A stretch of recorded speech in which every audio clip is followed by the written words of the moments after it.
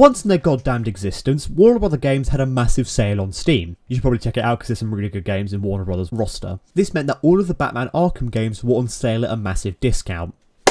Time to waste some money, boys. And the only Arkham game that I didn't own was a mere $5.99 for the deluxe version that contained the Season Pass. I still don't know to this day what the Season Pass does. This game was Batman Arkham Knight. You know, the one everyone hated at time of release? Ignore what IGN said, they're wrong. Stop it.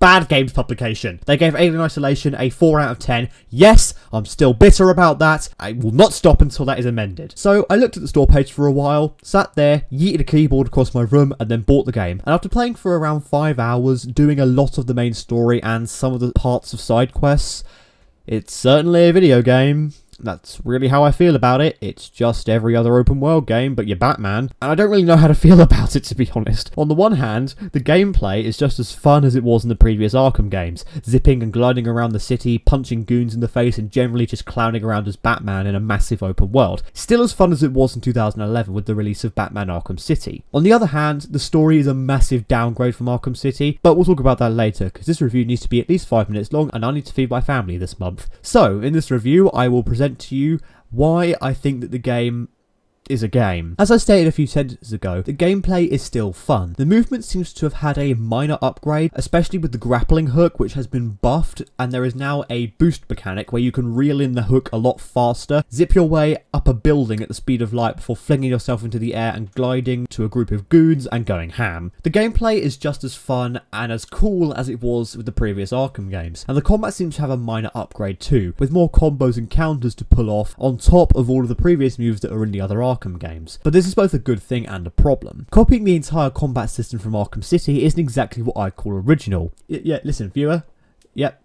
Paying attention? Right, I want you to copy a phrase to your mental clipboard. If a game can't innovate, don't bother. You'll need this phrase for later. So the combat doesn't innovate much apart from adding a few more counters for those really annoying new enemies. Seriously, fuck those shield guys and also those big guys that need an extra ass whooping. Another thing that they outright copied from Arkham City was the radio chatter. In Arkham City, as you glided across the city, you can pick up radio chatter from different goons, saying about how badly they want to beat up Batman. And honestly, some of them were so overdone it was outright comical. The radio chatter is still here in Arkham City. I mean, yes, well done Rocksteady, you copied one of the best features from Arkham City, but note how I used the word copied. A lot of phrases that the goons say are very, very similar to the chatter in Arkham City. And remember what I said earlier? If a game can't innovate, don't bother. You'll also remember that I mentioned earlier that the combat has been upgraded. While there isn't really any incentive to do combos apart from on the really annoying enemies, making the combos entirely situational, because most of the time spamming the shit out of the X button or left click works perfectly fine.